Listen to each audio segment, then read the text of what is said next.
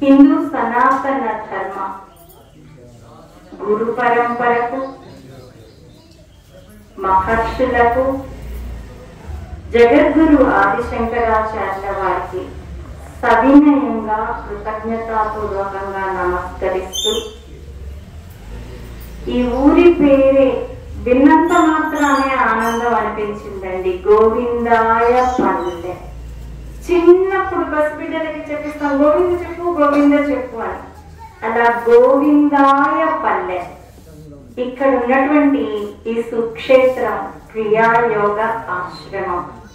ఇందులో ప్రతిష్ఠింపబడి ఉన్నటువంటి ఆ శివకేశవులకు నమస్కరిస్తూ నన్ను ఈ కార్యక్రమానికి ఆహ్వానించి ఈ మహద్భాగ్యాన్ని నాకు అనుగ్రహించినందుకు ఈ ఆశ్రమ ట్రస్ట్కు అలాగే జ్ఞానానంద స్వాముల వారికి కృతజ్ఞతలు చెల్లిస్తూ వేదికను అలంకరించి ఉన్న మహాత్ములకు మాతాజీ వారికి పాద పద్మములకు నమస్కరిస్తూ అదే విధంగా మనస్సున నా దీక్షా గురువు యొక్క నా జ్ఞాన గురువు యొక్క పాద పద్మములను స్మరిస్తూ అదే విధంగా మీ అందరి హృదయాంతరాళములలో విరాజమానుడై ఉన్న ఆ ప్రత్యేగాత్మ స్వరూపునకు నమస్కరిస్తూ ఒక చిన్న తత్వం మీతో పంచుకొని తదుపరి నాకు ఈశ్వరుడు పలికించిన ఆ 4 మాటలు మీతో పంచుకుంటానండి. మాయదేహము స్థిరముగాదన్నా ఎన్నాళ్ళు బ్రతికిన మటి పాలైపోవునో ఎన్నా. మాయదేహము స్థిరముగాదన్నా ఎన్నాళ్ళు మాయ భ్రమలను వదిలివేసి జేయమెప్పుడు మరువకుండగా తనువు విడిచి తరలి పొమ్మిగా. మయదేహము స్థిరముగాదన్నా ఎన్నాళ్ళు బ్రతికిన మటి పాలైపోవునో ఎన్నా. ఆలు పిల్లలు అన్నలో ఎన్నా అన్నయ్యని ఆప్త బంధువులెందరున్నన్నా. ఆలు పిల్లలు అన్నలో ఎన్నా అన్నయ్యని ఆప్త బంధువులెందరున్నన్నా. తనువు విడిచి వెళ్ళేటప్పుడు కదలిరారు వెంటనెవ్వరు. కంట నీరు విడిచి నిన్ను మంట గడిపి ఇంటికొత్తురు. మయదేహము స్థిరముగాదన్నా ఎన్నాళ్ళు బ్రతికిన మటి పాలైపోవునో ఎన్నా.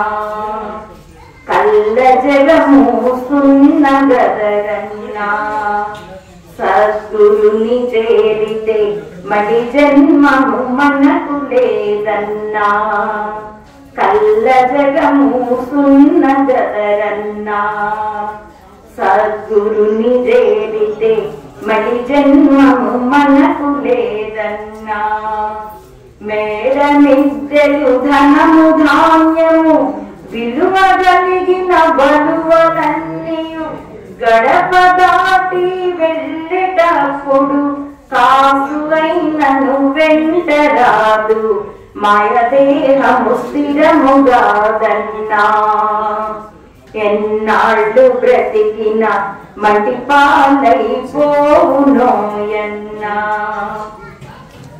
సంతకొచ్చినావురోరన్నా, అన్నయ్య నీవు మితికొచ్చే సరుకు గొనకన్నా. సంతకొచ్చినావురోరన్నా, అన్నయ్య నీవు నెతికొచ్చే సరుకు గొనకన్నా.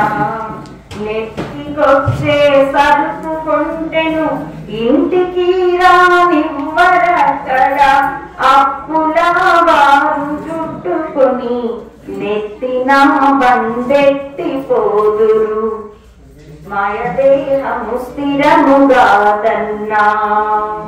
ఎన్నాళ్ళు బ్రతికిన మట్టి పాలైపోవునోయన్నా. కొంగ జపములు చేయవద్దన్నా, అన్నయ్య నీవు దొంగ వేషము వేయవలదన్నా. కొంగ జపములు చేయవద్దన్నా, అన్నయ్య నీవు దొంగ వేషము వేయవద్దన్నా. దొంగ వేషము వేసితే నీవు భంగపడుదువు యముని చేత, కాయమందున శివలింగమున్నది సగదిరిగి సాగి పొమ్మిక, మాయదేహము స్థిరముగాదన్నా. ఎన్నాళ్ళు బ్రతికిన మట్టి పాలైపోవునోయన్నా.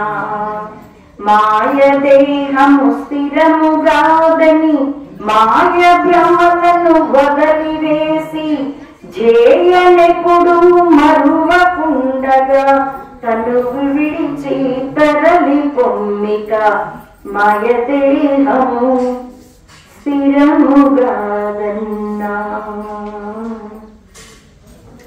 ఎన్నాళ్ళు బ్రతికిన మంటి పాలై పోవునోయన్నా.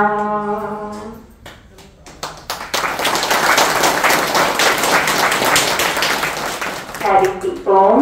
ప్రియ పుత్రి పుత్రులారా, ఉపనిషత్తుల సారం మనకి భగవద్గీత ఉండగా అది సంస్కృతంలో ఉంది. కొంతమంది అందుకోలేకపోవచ్చు, అందుకుని దానిని అందుకున్న మహాత్ములు సద్గురువులు మనకి తత్వాలుగా అనుగ్రహించారు. అవి మన మాతృభాషలో, మన గ్రామ్య భాషలో. మన వాయిస్ మీకు క్లియర్ గానే వినిపిస్తుంది కదా? మన మాతృభాషలో, మన మాండలికంలో, మన యాక్సెంట్ లో అవి ఆ తత్వం విన్నప్పుడు మనస్సు దూది పింజలాగా, అసలు అదనేది లేదన్నంతగా భారరహిత స్థితిలో, ఆనంద సహిత స్థితిలో ఉంటాం.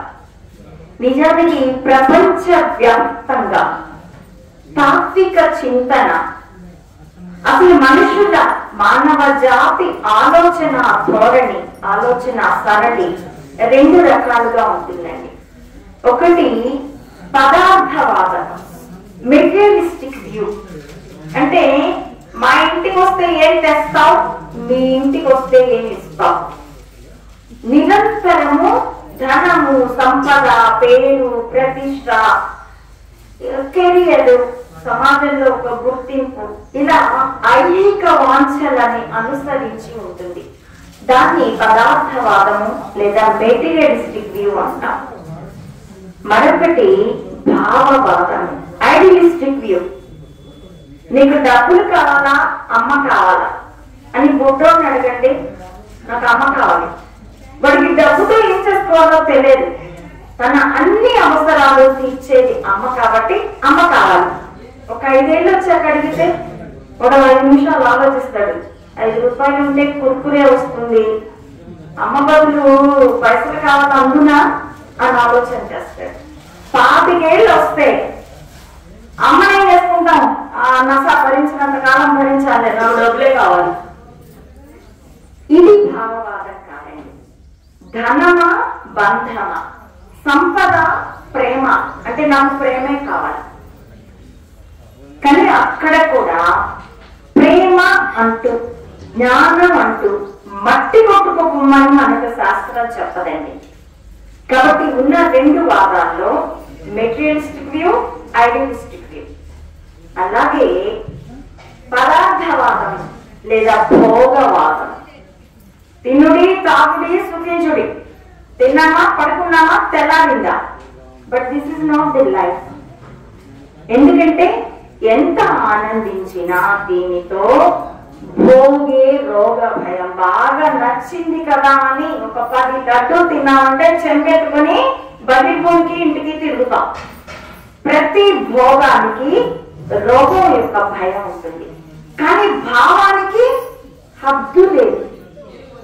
అందులో భావాలలో ఉత్కృష్టమైన భావం ఏమిటి అంటే, ఇప్పుడు ఈ ఒక 10 ఎకరాల భూమి నాకు ఈ ఊర్లో ఉందనుకోండి, ఆ భూమి దగ్గరికి వెళ్ళి ఇంత పెద్ద పొలం అంతా 10 ఎకరాలు నాది నాది అనుకుంటే ఈ గుండె పొంగుతుంది, ఒక ఆనందం వేస్తుంది.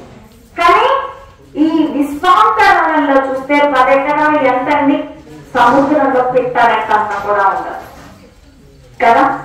అసలు ఈ సకల విశ్వము నేనే నాదే అనుకుంటే ఇంకెంత ఆనందం కలగాలి. నా కొడుకు అమ్మో నా కొడుకు అనుకుంటేనే ఆనందమైతే, ఈ జగత్తులో ఉన్న సర్వ ప్రాణి కోటి నా బిడ్డలే, నేను విశ్వమాతని అనుకుంటే ఇంకెంత ఆనందం ఉంటుంది. కాబట్టి భావం అందుకో. ఇప్పుడు ఇక్కడ మీరు అవన్నీ చూస్తున్నారు, ఆ అన్ని హోర్డింగ్స్ లో ఏమున్నది? ఏదైనా విషయాన్ని మనం సాధించాలి అని అంటే దానికి కొన్ని ఉపాదాన కారణాలు, నిమిత్త కారణాలు అవసరం అవుతాయి, కొన్ని వస్తువులు అవసరం అవుతాయి. వంట చెయ్యి అని అంటే బియ్యం పప్పు ఇవ్వకుండా, నీళ్లు కట్టెలు ఇవ్వకుండా, గిన్నె తపాలా ఇవ్వకుండా ఎట్లా వంట చేస్తామండి అంటాం కదా. అంటే ప్రతిదీ ఏది సాధించాలన్నా దానికి కొన్ని టూల్, కొన్ని పనిముట్లు కావాలి. ఇప్పుడు మీకు సూది దారం గుణం ఇచ్చి దీంతో పనిచేయండి అంటే సూది దారంతో బట్ట కుట్టాలి, గుణపంతో నేల తవ్వాలి. 2 ఇనుపనే తయారు చేశారు కదా, 2 పొడవుగా ఇలా ఉన్నాయి కదా అని గుణపంతో బట్టలు కుడతాను, సూది దారంతో నేల తవ్వుతాను అంటే ఏమంటారు? తీసుకెళ్లి ఎర్రగడ్డలో పారేస్తారు. దేనికి ఏది అవసరమైన ఎక్విప్మెంట్ టూల్ పనిముట్టో తన్నే వాడాలి. అయితే ఇక్కడ మనకు వచ్చిన చిక్కేంటంటే అన్నింటికంటే ఉత్కృష్టమైనది ఆత్మ భావన, ఆత్మానందం, అదే మోక్షం. నీ మనసే లేనంతగా, దానికి ఏ భారము లేనంతగా ఉంటే అది మోక్ష స్థితి. ఈ దేహం తాలూకు ఏ బాధైనా దేహం బాధపడుతుందంటే అనుకుని నీ ఆనంద స్థితికి తరుగు విరుగు లేకుండా ఉంటే అది మోక్ష స్థితి.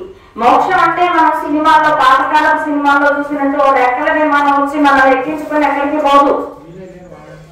నువ్వు ఎక్కడున్నావో అక్కడే, నీకే బంధనము లేకపోతే, నీకే ఎమోషన్ భావోద్వేగం ఏది లేకపోతే అది మోక్ష స్థితి. ఈ మాట అంటే అసలు మొట్టమొదటిసారిగా గతంలో నేను బోధనా వృత్తిగా ఉన్నానండి. I was a teacher and I was a lecturer also.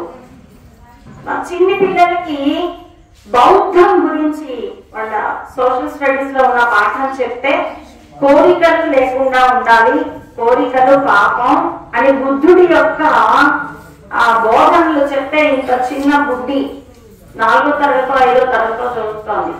అది నన్ను వేసిన ప్రశ్న, ఏ కోరిక లేకపోతే లైఫ్ బోర్గా ఉండదా ma'am? It's the real thinking కదా. ఆలోచిస్తే ఫర్ ద బిగినర్ ఏ ఆలోచన, ఇప్పుడు ఏ కోరిక లేకపోతే బోర్ కదా, అట్లా ఎట్లా బ్రతుకుతామమ్మా అంటూ అడిగింది. ఎంత 10 ఏళ్ల బిడ్డ, 5వ తరగతి చదువుతుంది. 10 ఏళ్ళు కూడా ఉండవు, 8 ఏళ్ళు ఉంటాయి. దానికి అర్థమయ్యేలాగా చెప్పాలి నేను. నిజమే కదా, if we have no desire, అసలు ఏది లేకపోతే ఎందుకు బ్రతకడం అనిపిస్తుంది కదా. ఎందుకంటే లోతుగా వెళ్తేనే అదేమిటో మనకి తెలుస్తుంది. భక్తి జ్ఞాన వైరాగ్యాలతో కర్తృత్వాహంకారము కర్మ ఫలాపట్టి కూడా వదిలేస్తే నీకు ఏ స్థితి కలుగుతుందో అది ఆనంద స్థితి. కానీ ఫర్ ద బిగినర్ ఏది లేకపోతే ఏం ఆనందం ఉంటుంది అని అంటే, ఇక్కడ కృష్ణుడు మనకి సమాధానం చెప్పాడు.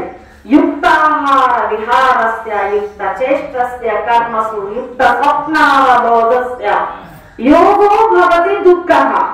నీకు దుఃఖాన్ని దూరం చేస్తే యోగం ఏమిటి అంటే దేని యుక్తత ఏమిటో నీకు తెలిసి ఉండడం, దేనికి ఏది లిమిటో లిమిటేషన్స్. మేము ఇంటర్ పిల్లలకి చెప్తాం లిమిటేషన్స్, దాంట్లో డిస్క్రిమినేట్స్ చెప్తాము, డిటర్మినెంట్స్ చెప్తాము, ఇంటెగ్రల్స్ చెప్తాం, డెరివేటివ్స్ అండ్ ఇంటెగ్రల్స్ చెప్తాం. కాబట్టి ఇదే ఒక ఇంజనీరింగ్ స్టూడెంట్స్ బ్యాచ్ పెడితే నేను ఈ సబ్జెక్ట్ ని కంప్లీట్లీ డిఫరెంట్ గా ఫిజిక్స్ పరిభాషలో చెప్తాను, మీకైతే ఫిలాసఫీ పరిభాషలో చెప్పాలి.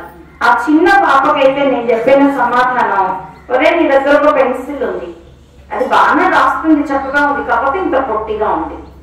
నీ ప్రక్కన ఉన్న నీ క్లాస్మేట్ కొత్త పెన్సిల్ ఇంత పొడవు తెచ్చుకున్నాడు, నీకేమనిపిస్తుంది? అంత పొడవాటి పెన్సిల్ నాకు ఉంటే బాగుండు అనిపిస్తుంది. వెళ్ళి అమ్మ దగ్గరికి వెళ్ళడుతాం, నాకు పెద్ద పెన్సిల్ కొని, ఉంది కదా చిన్నది, అది వాడుకో, అది అయిపోయిన తర్వాత కొత్తది కొనిస్తానులే అంటుంది అమ్మ. నాకు కొత్తదే కావాలి అంటే బీచ్ మీద 2 వేస్తుంది. ఏ కోరిక మూలంగా నీకు కష్టం కలిగిందో అది కోరిక, దేని నీ తీర్చుకోవడంతో నీకు సంతృప్తి కలిగిందో అది అవసరం. అవసరానికి కోరికకి మధ్య లాట్ ఆఫ్ గ్యాప్. ఆ లిమిట్ మనం తెలుసుకోవాలి. ఆకలేసింది, అన్నం కావాలనుకోవడం అవసరం. బాసుమతి బియ్యంతో చేసిన పలావ్ కావాలనుకోవడం కోరిక. అవసరం తీర్చుకోవద్దని భగవానుడు నీకు ఎక్కడా చెప్పాలి. అందున బహుపత్నులు ఉన్నటువంటి శ్రీకృష్ణుడు 16,008 మంది భార్యలు ఉన్నారాయన.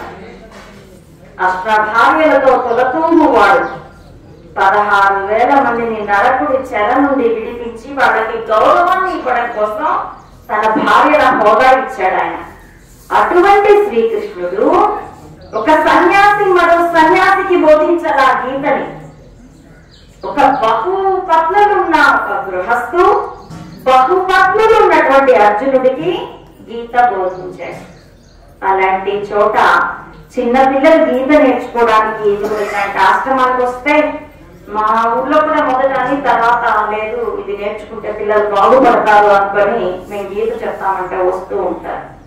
లేకపోతే చాలు, ఇప్పుడు ఎందుకురా గీత, సమాజంలో కలిసిపోతావా ఏంటి? 60 ఏళ్ళు వచ్చాక అప్పుడు నేర్చుకోవచ్చులే. గ్యారెంటీ అలా ఉందా? 60 ఏళ్ళు మనం బ్రతుకుతామని? ఈశ్వరుడు ఏమన్నా ఇదిగో ఈ మైక్ కొట్టే అహుజా కంపెనీ వాడు మనకు 1 year 2 years గ్యారెంటీ చెప్తాడు. ఒకవేళ పాడైపోతే బ్యాండ్ పాస్ డిఫెక్ట్ అయితే నీకు కొత్త పీస్ ఇస్తాను, ఒకవేళ నీ హ్యాండింగ్ లో డిఫెక్ట్ అయితే రిపేర్ ఉచితంగా చేసిస్తాను అంటాడు. ఒక గ్యారెంటీ కార్డు ఇస్తాడు మనం కొన్న డేట్ నుండి. ఇది కొన్న డేట్, అమ్మ కడుపులోకి మనం వచ్చిన డేట్, అక్కడి నుంచి ఈ భూమి మీదకి వచ్చిన డేట్. ఎవరన్నా మనకి గ్యారెంటీ కార్డు ఇచ్చారా? మరి ఎప్పుడు పోతామో ఎవరికే కాదు. కాబట్టి దీపం ఉండగానే ఇల్లు చక్కగా పెట్టుకో. ఆ ప్రాణం ఉండగానే, ఆ ప్రాణం ఎప్పుడు ఉంటుంది? ఆత్మశక్తి ఇక్కడ చైతన్య రూపంలో ఉన్నప్పుడు ఈ శరీరం నిట్ట నిలువుగా నిలబడుతుంది. ఆ పరబ్రహ్మం తన యొక్క చైతన్యాన్ని ఉపసంహరించి జడంగా మిగిలిస్తే ఇది భూమికి అడ్డంగా పడిపోతుంది. అయ్యా తీయండి తొందరగా, ఎవరన్నా వచ్చేవాళ్ళు ఉన్నారా, చూసేవాళ్ళు ఉన్నారా, తొందరగా పంపించండి, మేము కూడా వండుకొని తినాలి కదా. ఒక్కరోజు కూడా పడిపోయిన ఈ శరీరాన్ని, ఎంతటి వాడి శరీరాన్నైనా బొంద పెట్టకుండా ఇంత ఎవ్వరూ పెట్టుకోరు. అది దీనికి ఉన్న విలువ. అయితే ఇందాక మనం చెప్పుకున్నాం, సూదితో బట్టలు కుట్టాలి, గుణపంతో నేల తవ్వాలి. మరి మోక్షాన్ని ఏ సాధనంతో తెచ్చుకోవాలి? మనకున్నది ఈ శరీరం, ఇది శాశ్వతం కాదు. ఉన్నది మనస్సు, అది పెద్ద చంచలం. మరి దేన్ని ఉపయోగించి, దేన్ని పనిముట్టుగా ఉపయోగించి మనం ఆత్మానంద స్థితికి, స్వస్వరూప స్థితికి, ఆనంద స్వరూపులమై ఉండేటటువంటి స్థితికి ఎలా చేరగలం? ఆ స్థితి మనమే ఎలా అవ్వగలం? మనస్సే సాధనం. మనస్సునే ఉపయోగించి మోక్ష స్థితిని, ఆత్మానంద స్థితిని, ఆత్మ సాక్షాత్కారాన్ని పొందాలి. కానీ మనస్సే అడ్డం కూడా. అందుకే గీతలో మనకి కృష్ణుడు ఉద్ధరేదాత్మనాత్మానం అవసాదయేత్ అని చెప్పాడు. నీ మనస్సు చేతే నిన్ను నీవు ఉద్ధరించుకో, లేకపోతే నీ మనస్సు చేతనే నీవు పతనం అయిపోతావు. ఇప్పుడు సెల్ ఫోన్ ఉంటుంది, దానిలో ఇంటర్నెట్ ఉంటుంది. దాన్ని ఉపయోగించి మంచి విషయాలు తెలుసుకుంటే అది మనల్ని వెలిగింపచేస్తుంది. దాన్ని ఉపయోగించి ఏ చెత్తమో చూస్తే మనసంతా చెడిపోతుంది, పబ్జీలు ఆడేసి వాళ్ళ ఆత్మహత్యలు దాకా పోతారు. దేన్నైనా ఉపయోగించుకోవడం అన్నది మన విజ్ఞత మీద ఉంటుంది, అది బుద్ధిలో ఉంటుంది. భగవంతుడు మనకి సూక్ష్మ శరీరంలో 4 ఇచ్చాడు: మనస్సు, బుద్ధి, చిత్తము, అహంకారం.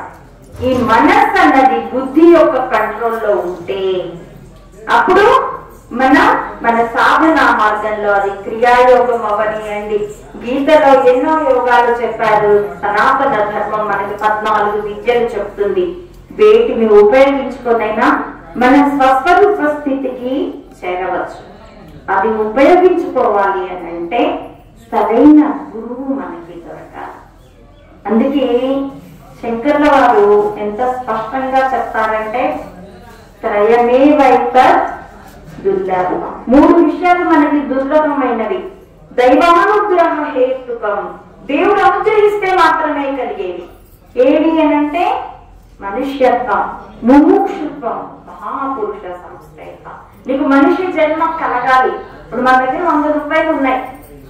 ఆ 100 రూపాయలతో ఓ భగవద్గీత, ఒక ఉపనిషత్తు కొనుక్కొని సాధన చేయొచ్చు. ఓ గురువు గారి ఆశ్రమానికి 100 రూపాయలు పెట్టి ప్రయాణ ఛార్జీలు పెట్టుకుని అక్కడికి వెళ్ళి ఆయన పాద సేవ చేసి జ్ఞానాన్ని పొంది తరించవచ్చు.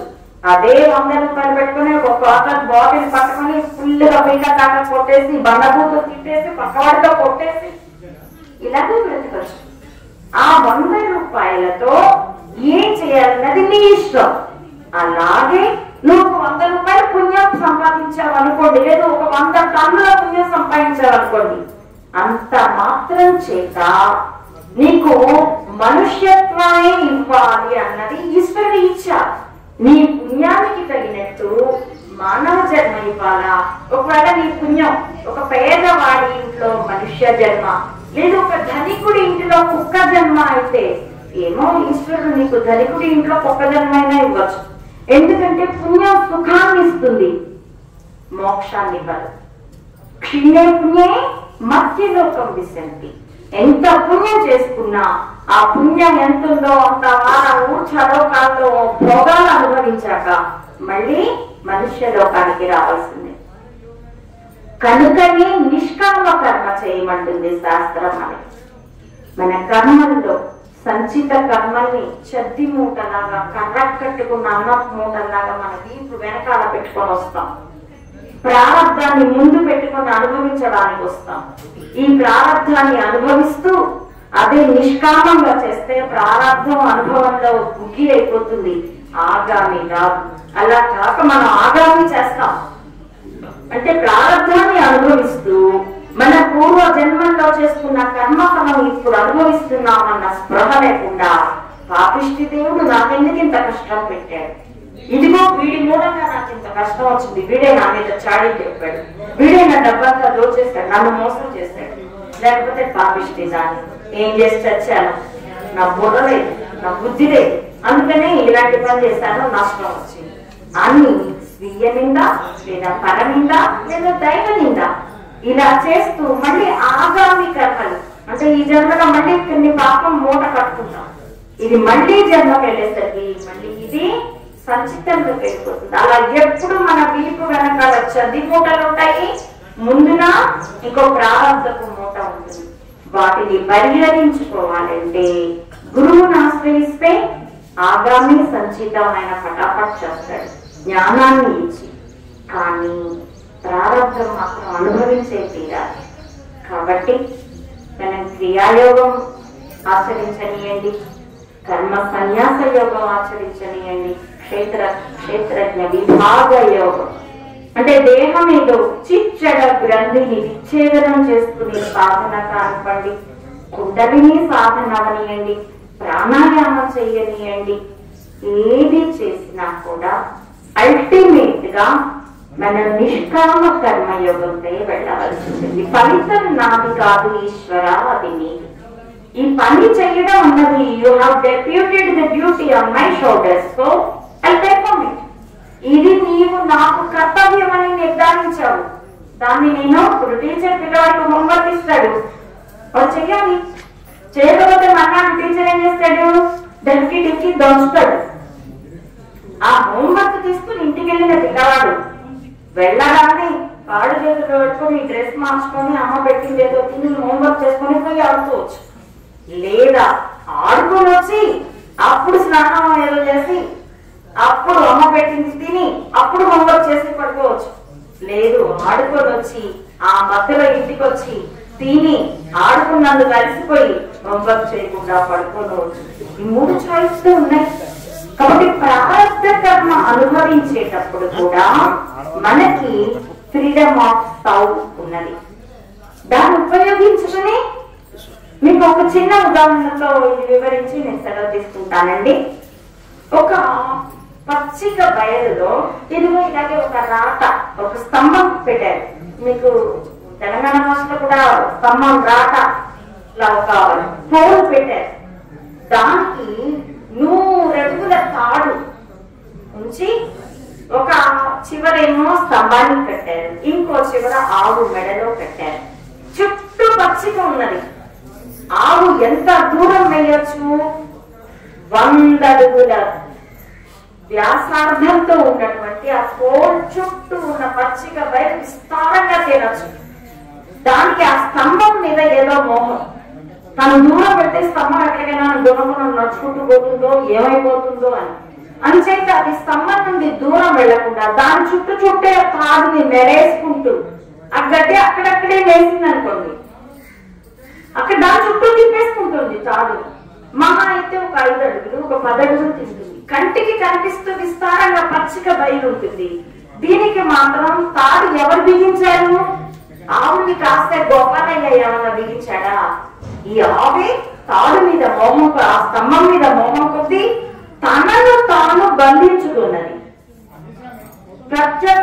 ప్రతిఫలంగా ఆనందం లేదు దానికి. కంటికి కనిపిస్తుంది పచ్చిక, కానీ తినడానికి లేదు. ఎవరు దాన్ని అలా చేస్తారు? దాని మోహమే. మనం కూడా అలాగే మన సంసారాన్ని, సంసారం అంటే స్త్రీకి భర్త పిల్లలు, పురుషుడికి భార్య బిడ్డలు కాదండి. సంసారం అంటే hour emotions which were crossed the limit. మన రాగద్వేషాలు, కామ క్రోధ లోభ మోహ మదమాశ్చర్యాలనేటటువంటి అరిషడ్ వర్గాలు 6. ఈ 6 పిల్లలకి ఒక అమ్మ నాన్న ఉన్నారండి. అహంకారము, అనురాగం, ఈ రాగద్వేషాలు అవి మొత్తం ఎంతమంది? 8 మంది ఉన్న కుటుంబం. ఏ ఒక్కడిని మనం లోపలికి పిలిచినా ఒకరి చేయి ఒకరు పట్టుకుని అందరూ లోపలికి వచ్చేస్తారు, మన బయటకు తరిమేస్తారు కూడా. మన హృదయపు గదిలోకి ఈ ఐషడ్ వర్గాల్ని రానివ్వకూడదు. కనీసం వాటి కోపం చూపించకపోతే ఒక్కోసారి అవి ఎదుటో ఉన్నవాడు మనకి హాని చేయడం మానేయడు. మనకంటప్పుడు అన్నిటినీ వదిలేస్తే ఎలా? అప్పుడు కూడా మళ్ళీ యుక్తాహార విహార. ఒక టీచర్ ఉన్నాడు, పిల్లవాడి మీద చూపించవలసిన కోపం అభినయించైనా చూపిస్తాడు, లేకపోతే బిడ్డడు చెప్తాడు. ఒక తల్లి తన బిడ్డడికి మందరించి చెప్తుంది, హెచ్చరిక అయిపోయి ఇలా చేస్తావంటే పిల్ల పగల కొట్టేస్తాను, లేకపోతే వాడు చెడిపోతాడు. కాబట్టి కోపాన్ని నటిస్తుంది. ఒక గురువు తన శిష్యుడి పట్ల ఇలాగే కోపాన్ని నటిస్తాడు. కాబట్టి ఒక గదిలో కారం, మిరియాలు, ఉప్పు, జీలకర్ర, పసుపు అన్ని గుట్టలు గుట్టలు పోస్తున్నాయి. గదిలోకి పెట్టి ఊపిరి పీల్చుకోగలమా? ముక్కు కొట్టి పారేస్తుంది, బయటకు పరిగెత్తుకొస్తాం. కానీ అన్ని అవసరమైన వస్తువులే మనకి. అవే ఒక కేజీ లేదా ఒక అర్ధం కేజీ బాటిల్స్ లో పెట్టి మూతలు పెట్టి అల్మారాల్లో సర్దున్నాయి. హాయిగా ఉంది. సచ్ దట్ మన అన్ని ఎమోషన్స్ ఒక లిమిట్ లో ఉండాలి. భక్తి, జ్ఞానం, వైరాగ్యం ఇవి మాత్రం ఆకాశమే హద్దుగా ఉండాలి. అప్పుడు మాత్రమే మనం మన స్వస్వరూపాన్ని తెలుసుకుంటాం. అందుకే ఇప్పుడు మీకు ఒక మార్గం ఉంది. గురువు గారు ఉన్నారు, క్రియా యోగ దీక్షలు ఇస్తారు. అది పట్టుకొని మీరు ఏ ఒక్కటి పట్టుకున్నా తరించగలమండి. కొన్ని రోజులు క్రియాయోగం, ఆ తర్వాత ఇంకెవరో ఏదో చెప్పారు, అక్కడికి ఇంకెవరు ఇంకేదో చెప్పారు, అక్కడికి అలా వెళ్తే మన పెరట్లో ఒక గుంత తగ్గి వదిలేసి ఇంకో గుంత తగ్గి వదిలేస్తే పెరడు మొత్తం గుంతలమయం అవుతుంది. అదే ఒకే చోట తవ్వామనుకోండి, కొన్ని రోజులకు అది నుయ్యి అవుతుంది, నీళ్ళు ఇస్తుంది. కాబట్టి ఏది పట్టుకున్నామో దాన్ని విడిచిపెట్టకుండా సాధన చేయాలని, అటువంటి స్థిర చిత్తాన్ని ఈశ్వరుడు మనకి ప్రసాదించాలని కోరుతూ నాకు ఈ అవకాశం ఇచ్చిన స్వాముల వారికి కృతజ్ఞతలు. ఓపికగా నిశ్శబ్దంగా విన్నందుకు అందరికీ కూడా హరి ఓం.